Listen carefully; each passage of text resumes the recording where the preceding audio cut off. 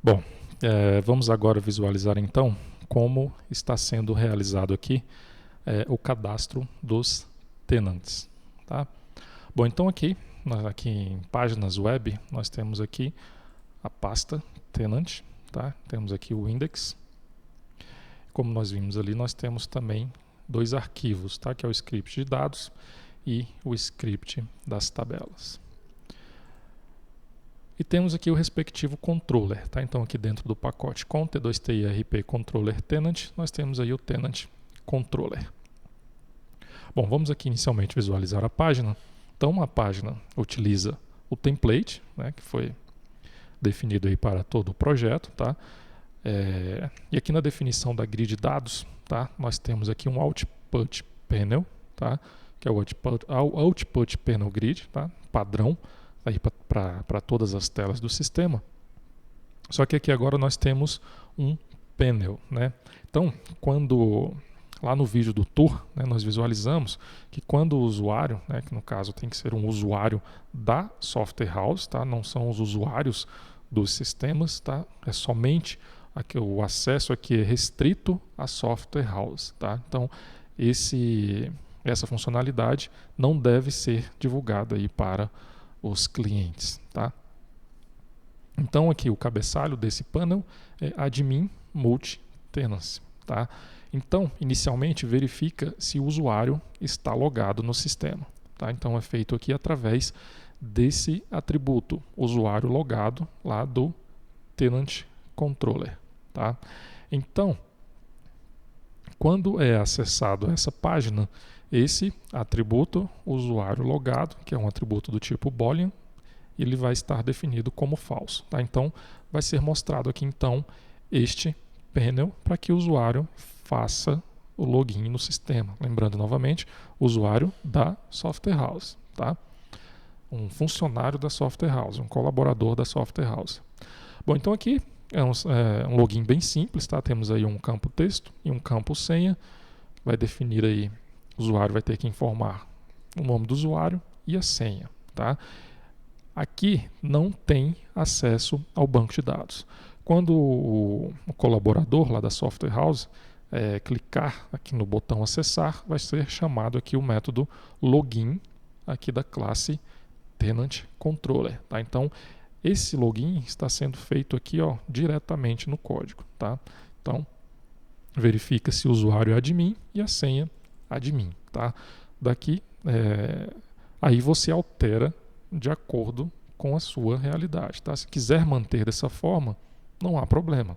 Agora, se você quiser armazenar essas informações no banco de dados para buscar os dados do usuário lá no banco de dados, também não tem problema. Basta você realizar as devidas modificações, tá?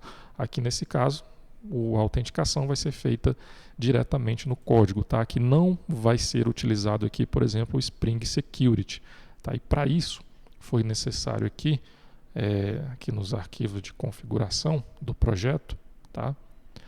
Então aqui em páginas web inf, application context, foi necessário aqui incluir aqui, ó, este atributo, tá? Então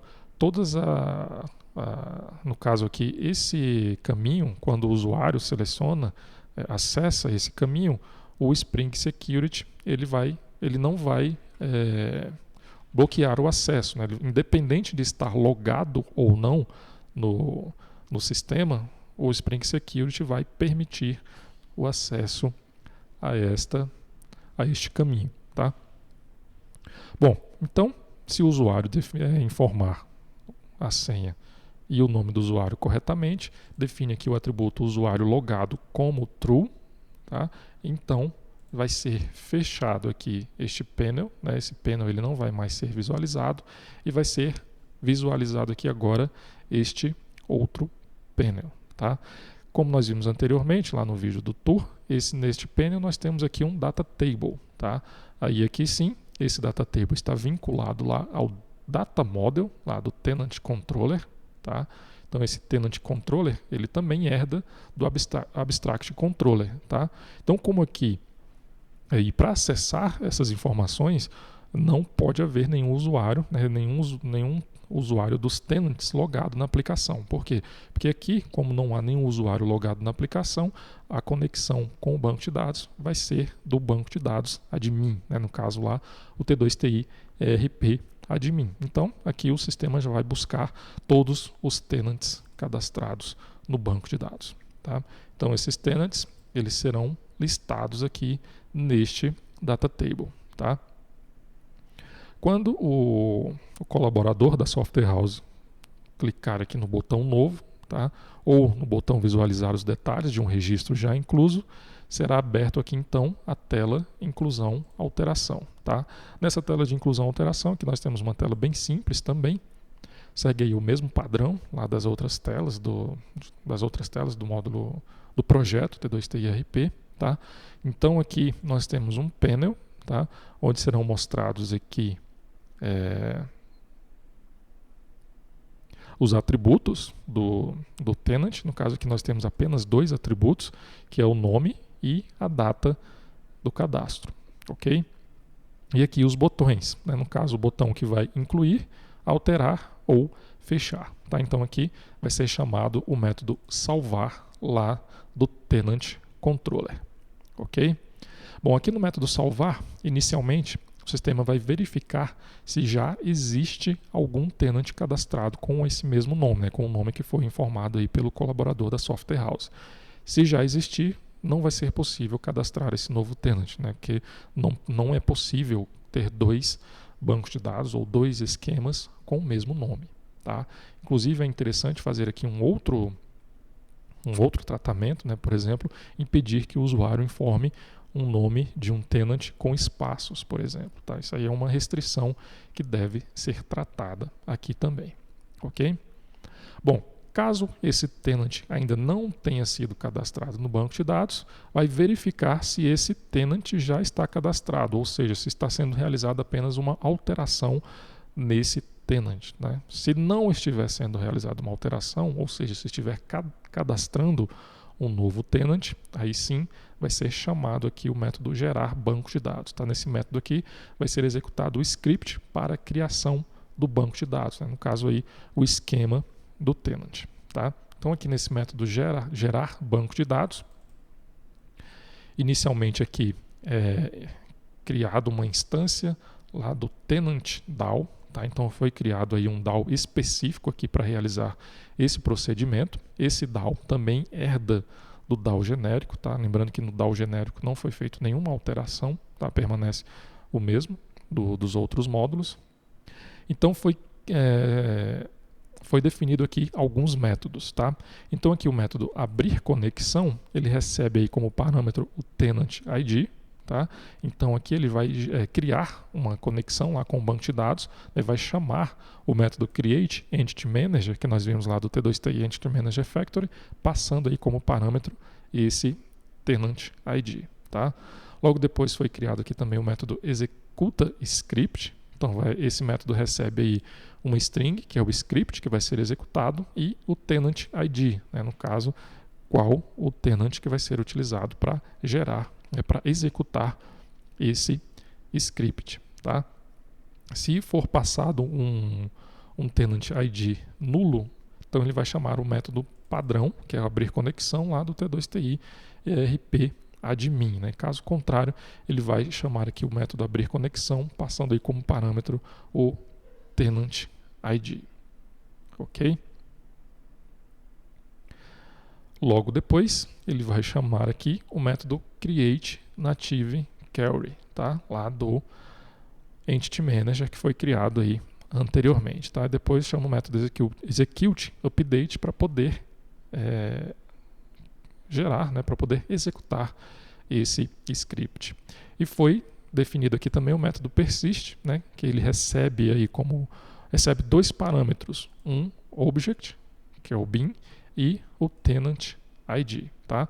Então nesse procedimento aqui ele vai abrir a conexão com um tenant ID específico e vai persistir esse objeto no banco de dados. Tá? Então voltando aqui no tenant controller, O que é feito aqui então no método gerar banco de dados? Inicialmente vão ser buscados os scripts que serão gerados, né? Tanto o script de criação das tabelas, que é o arquivo script tabelas.sql, que nós vimos aqui anteriormente, está aqui na mesma pasta aqui do tenant, né? Do index do tenant. Então nós temos aqui o script das tabelas, aqui está.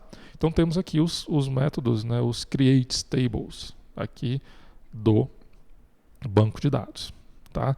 Lembrando que esse script ele deve ser gerado sem os comentários, tá? Não pode ter comentários aqui, que se tiver comentários vai ocorrer um erro aí na geração desse script. E também o script com os dados, né? No caso aí são os dados pré-existentes no banco de dados, né? São os dados comuns para todos os tenants, né, que serão cadastrados aí no banco de dados.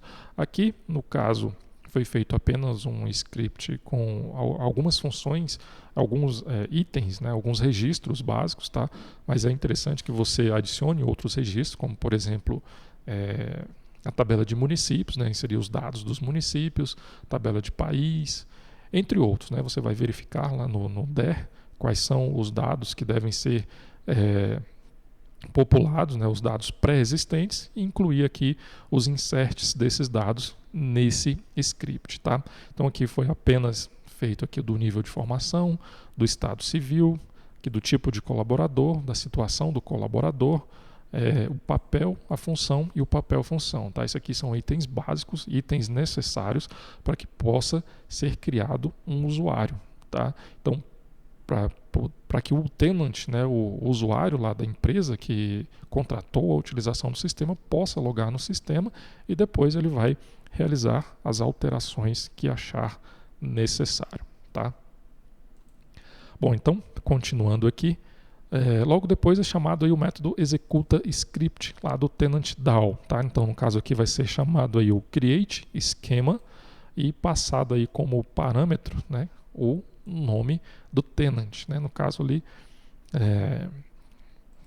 lá no vídeo do tour, né, nós criamos dois aí, no caso o empresa 1 e o empresa 2, tá? Logo depois vai ser fechado então essa conexão.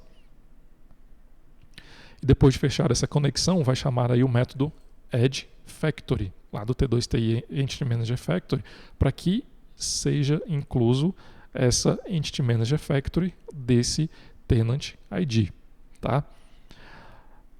Depois que adicionou esse factory lá no Entity Manager Factory, vai ser executado então o script, tá? Então vai ser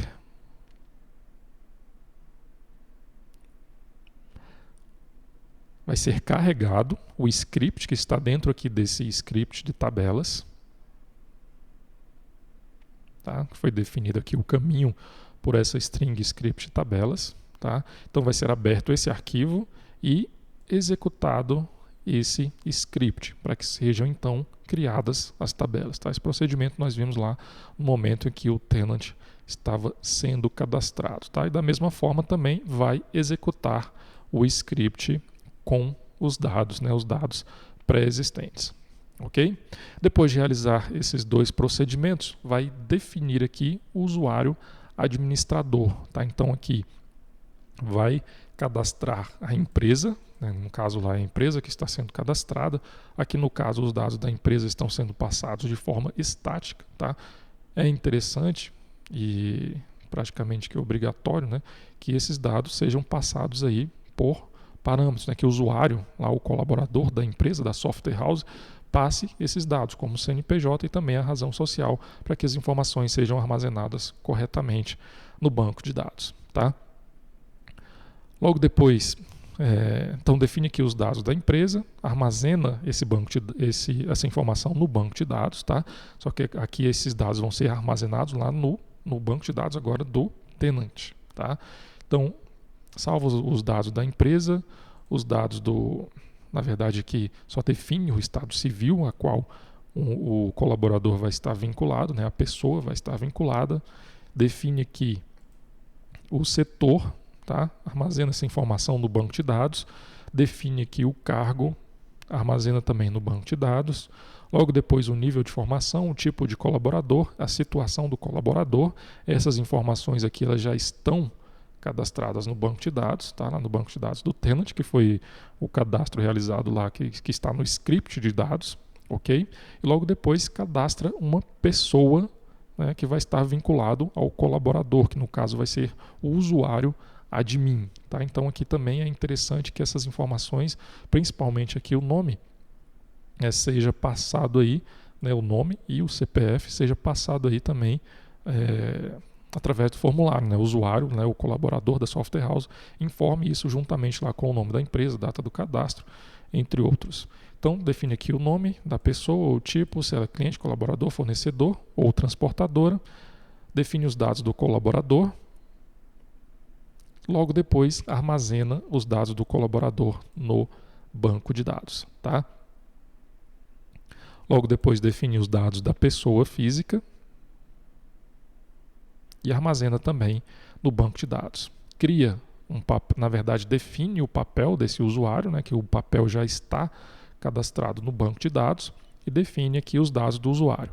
Então, vai ser vinculado aqui o colaborador, o papel, o login vai ser definido aqui como padrão admin, underline, mais o nome da empresa, né, que no caso é o nome do tenant, tá? Define a senha para esse usuário, já codificada. Aqui no caso nós estamos fazendo um MD5, tá? Da concatenação do nome do usuário, que é o login do usuário, com a senha, que no caso aqui a senha padrão também está como admin. Então depois que o colaborador cadastrou lá a empresa, né, cadastrou o tenant, ele vai informar lá para o colaborador que entrou em contato com ele, lá da empresa, falar, o nome do usuário é admin, empresa 1, por exemplo, e a senha é admin. Então você faz o login com esses dados e depois altera de acordo com a sua necessidade, tá? Então você depois aí faz as alterações que achar necessário.